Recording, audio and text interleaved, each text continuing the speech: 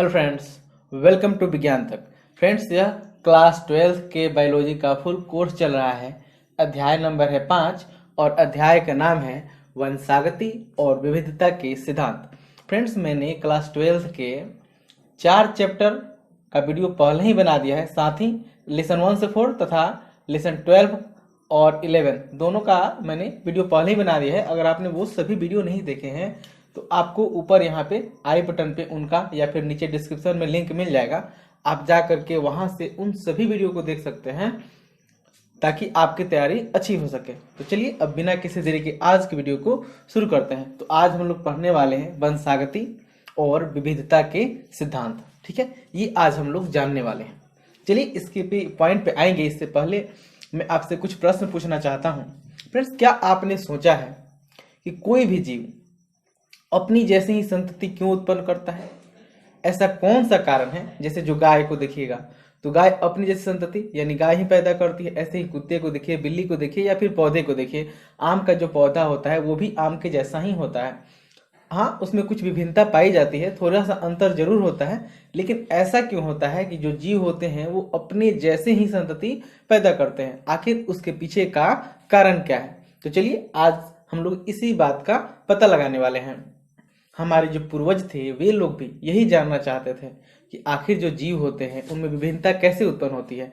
कैसे कोई जीव है उसमें माइनर सा डिफरेंस हो जाता है, थोड़ा सा अंतर हो जाता है, या फिर अलग अलग जीव हैं वो क्यों अपने जैसे ही संतति उत्पन्न करते हैं? ऐसा क्यों नहीं होता कि जो कुत्ता है वो बिल्ली जैसा संतति उत्पन्न कर दे, बिल्ली जैसा संतान उत्पन्न कर दे?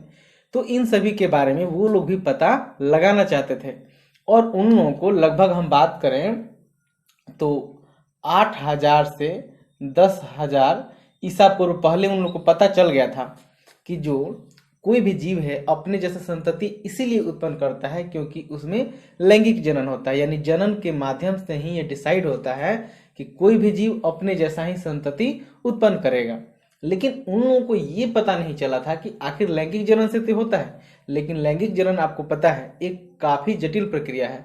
तो आखिर लैंगिक जनन में वो कौन सा चीज है, वो कौन सा फैक्टर है जिसके कारण ये विभिन्नता उत्पन्न होती है तथा अपने जैसे ही जीव उत्पन्न होते हैं? और इस बात को लेकर के अनेक साइंटिस्ट यह कोशिश कर रहे थे पता लगाने के लिए कि पता लगाया जाए कि आखिर कौन सा फैक्टर है जिसके आधार पर यह निर्धारित होता है कि जो जीव हैं उनकी संतति कैसी होगी, उसमें कैसी विभिन्नता उत्पन्न होगी तथा उनके क्या क्या लक्षण होंगे। और उसी क्रम में एक और साइंटिस्ट थे जिनका नाम था ग्रेगर जोहान मेंडल।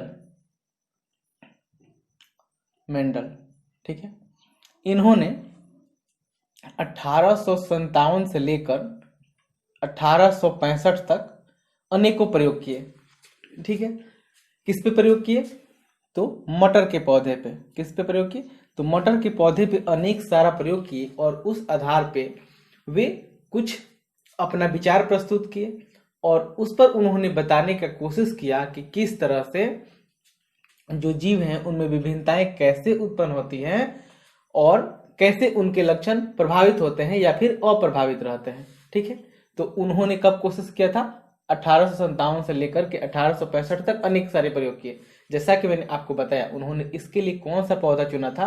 तो उन्होंने चुना था मटर का पौधा। अब प्रश्न उठता है कि आखिर उन्होंने मटर का पौधा ही क्यों चुना? इसके अलावा वो कोई सा भी पौधा चुन सकते थे, लेकिन उन्होंने किसका पौधा चुना? तो मटर का। तो आखिर मटर का पौधा उन्होंने क्यों चुना? तो इसके पीछे कई सारे रीजन थे जिसको हम लोग बारी बारी से जानेंगे। फ्रेंड्स, इसके बारे में सीधा सा क्वेश्चन भी पूछा जाता है कि मेंडल ने मटर का पौधा अपने प्रयोग के लिए क्यों चुना? या फिर ऐसे ही दूसरी तरह से इसी प्रश्न को पूछा जा सकता है कि मेंडल के सफलता के क्या कारण थे? क्योंकि मेंडल सबसे पहले साइंटिस्ट थे जो सफल हुए थे यह बताने में कि वंशागति कैसे होती है या फिर विविधता किस आधार पर उत्पन्न होती है, कैसे उत्पन्न होती है। तो आखिर मेंडल ही क्यों सफल हुए?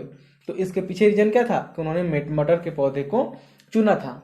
अच्छा, तो मटर के पौधे में ऐसी क्या विशेषता है कि मटर के पौधा चुनने से वे सफल हो गए? तो ऐसे क्या होता है कि मटर में 7 जोड़ी लक्षण, विशिष्ट लक्षण पाए जाते हैं, मतलब विपरीत होते हैं। जैसे 7 जोड़ी में विपरीत कौन हो जाएगा? जैसे एक उसके विशिष्ट लक्षण की बात करें तो मेंडल का पौधा लंबा भी होता है और बौना भी होता है, आपको दिख रहा होगा। ठीक है, तो लंबा भी होता है और बौना भी होता है। यानी कहने का मतलब ये है कि देखिए दोनों विपरीत लक्षण है, एक लंबा है और एक बौना है। तो अगर हम इसे प्रयोग करें तो आसानी से पता चल जाएगा कि पौधा लंबा हो रहा है या फिर बौना हो रहा है। तो ऐसे ही ये एक था, ऐसे ही दूसरा था कि इनके बीज को देखिएगा तो इनका बीज गोल भी होता है और झुर्रीदार भी होता है, झुर्रीदार भी होता है या रिंकल्ड सीड जिसे कहते हैं। ऐसे ही इसमें कितने लक्षण थे? टोटल 7 लक्षण थे। आप उन 7 लक्षण को यहाँ पे देखिए, आप देख पा रहे हैं कि ये 7 लक्षण हैं और सातों एक दूसरे से विपरीत है। ठीक है, तो आप, अब मैं इसको थोड़ा सा और बड़ा मैं आपको दिखाता हूँ। यहाँ पे आप देखिए पूरा 7 लक्षण कौन कौन से हैं। तो देखिए ये 7 लक्षण हैं। पहला अगर हम बात करें तने की लंबाई के आधार पे, तो तने की लंबाई के आधार पे पौधे कौन कौन से होते हैं? तो लंबे होते हैं और बौने होते हैं। इसके अलावा आप देखिएगा फूल के रंग के आधार पे देखिएगा, तो मटर का जो पौधा का फूल होता है वो बैगनी भी होता है और सफ़ेद भी होता है। तो देखिए विपरीत लक्षण है, या तो वो बैगनी होगा या फिर सफ़ेद होगा, यानी एक रंगीन है और एक सफ़ेद है। दूसरा हो गया। तीसरा देखिएगा फूल की स्थिति के आधार पे, तो इनका फूल भी 2 तरह से होता है, एक या तो अक्षीय होता है या फिर अंतः होता है, ये भी विपरीत है। फली के आधार पे देखिएगा तो या तो बीज इनका फूला हुआ होगा या फिर सिकुड़ा हुआ होगा, वही जो मैंने यहाँ पे दिखाया गोल और झुर्रीदार के बारे में। झुर्रीदार ये भी है, ये एक अलग सा था, गोल और झुर्रीदार के आधार पे होगा, यानी बीज का आकार कैसा होगा, तो गोल हो सकता है या फिर झुर्रीदार हो सकता है। ऐसे ही अगर हम फली का रंग देखें तो फली का रंग भी 2 तरह का होता है, एक हरा होता है और एक पीला होता है, ये भी विपरीत लक्षण है। वैसे ही बीज का रंग देखिएगा तो बीज भी पीला होता है और हरा होता है। तो इस तरह से आपने देखा कि ये 7 लक्षण हैं और इस 7 लक्षण पे मेंडल ने अपना प्रयोग किया, और चूंकि ये 7 लक्षण विपरीत थे इसलिए उनको काफी हेल्प मिली। तो ये तो एक एस्पेक्ट हो गया। इसके अलावा भी और कई सारे कारण थे जिसके कारण मेंडल को फायदा हुआ। तो ठीक है, वही जानते हैं कि मेंडल की सफलता के कारण क्या थे। अगर आपसे पूछा जाए कि मेंडल की सफलता के क्या कारण थे, ठीक है, या फिर मेंडल ने मटर के पौधे को क्यों चुना, तो ये तो 7 लक्षण था ही। इसके अलावा क्या था कि जो मटर का पौधा होता है, जो मटर का पौधा होता है उसका जीवन काल काफी छोटा होता है। क्या होता है जी? काफी छोटा होता है, यानी 3 से 4 महीने में आराम से इस पे प्रयोग किया जा सकता है। ठीक है, ये जीवन काल इसका छोटा होता है इसलिए कम अवधि में इस पे प्रयोग संभव हो सकता है। दूसरा चीज, मेंडल का पौधा छोटा होता है जिससे इस पे प्रयोग करना आसान रहता है। तो सॉरी, मैंने मेंडल बोला था शायद, तो ये मटर का पौधा की बात हो रही है। तो मटर का पौधा क्या होता है? छोटा होता है, इसलिए इस पे कम समय में, सॉरी मतलब आसानी से इस पे प्रयोग किया जा सकता है। साथ ही अलग इसमें अगला गुण क्या है कि इसमें स्वपरागन होता है।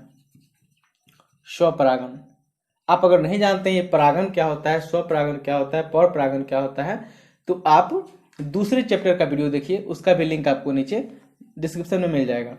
तो क्या होता है? स्वपरागन होता है। इसमें मटर के पौधे में क्या होता है? स्वपरागन होता है। लेकिन अगर विपुंसन द्वारा इसमें के परागकण को हटा दिया जाए, यानी पराग कोष को हटा दिया जाए, तो इसमें पर परागन भी हो सकता है। पर परागन, या जिसे हम लोग कहते हैं कृत्रिम परागन। तो इसमें कृत्रिम परागन भी हो सकता है। होता क्या है? स्वपरागन। लेकिन हम चाहे तो इसमें कृत्रिम परागन भी हो सकता है, या फिर उसे पर परागन मतलब कहेंगे बाहर से परागकण आएगा, तो दोनों संभव है। इसलिए ये भी एक बेनिफिट था कि पहले इसमें स्वपरागन करा लिया गया और जब मन किया गया तो उसमें पर परागन भी करा लिया गया। मेंडल ने जो प्रयोग किया उसकी और क्या विशेषता थी? तो और क्या विशेषता थी कि मेंडल ने एक बार में एक ही गुण को लिया, यानी एक ही गुण पे कार्य किया कि उसका गुण कैसे काम कर रहा है। ऐसा नहीं था कि 2 गुण 3 गुण, जैसे एक बार में उन्होंने लंबा और बौना पौधा लिया, वैसे ही एक बार गोल बीज वाले और झुर्रीदार बीज वाले पौधे को लिया। तो एक बार में उन्होंने क्या किया? एक ही गुण वाले पौधे को लिया। इसके अलावा उन्होंने सांख्यिकी का उपयोग किया। तो अब मैं आपको इस वीडियो को अगर समराइज करूं तो एक बार रिपीट कर देना चाहता हूं कि मेंडल के सफलता के कारण क्या थे। तो क्या कारण थे? तो उसमें 7 जोड़ी विपरीत लक्षण पाए जाते हैं, जैसे लंबा, बौना, गोल, झुर्रीदार, मैंने आपको सब दिखाया ही, ये होता है। इसके अलावा क्या होता है? उसमें स्वपरागन होता है, ठीक है, लेकिन हम चाहे तो उसमें कृत्रिम परागन भी हो सकता है या पर परागन हो सकता है। जो मटर के पौधे का जीवन काल होता है वो छोटा होता है, 3 से 4 महीने का होता है, यानी उसकी अवधि छोटी होती है, इसलिए उस पर प्रयोग करना आसान होता है। ठीक है, साथ ही उसका पौधा चूंकि छोटा होता है तो छोटे पौधे पे परीक्षण करना आसान होता है, यानी आसानी से उस पर प्रयोग किया जा सकता है। उसके अलावा उन्होंने क्या किया, एक बार में एक ही गुण लिया और फिर उन्होंने इसके लिए सांख्यिकी का प्रयोग किया, इसलिए वो सफल हुए। ठीक है, और आपको पता होगा मेंडल ने क्या किया था, एक जीन की सबसे पहले वंशागति पे जांच किया, सबसे पहले कि एक जीन की वंशागति कैसे होती है। ठीक है, तो ये भी मैं आपको काफ़ी अच्छे से बताऊंगा, लेकिन उसके लिए आपको इंतजार करना होगा सेकेंड वीडियो का। इस वीडियो में इतना ही। यह वीडियो आपको कैसा लगा है कमेंट करके जरूर बताइएगा, कोई सुझाव होगा वो भी लिखिएगा, अच्छा नहीं लगा है तो डिसलाइक कीजिएगा। यह वीडियो देखने के लिए आपका बहुत बहुत धन्यवाद। बाय।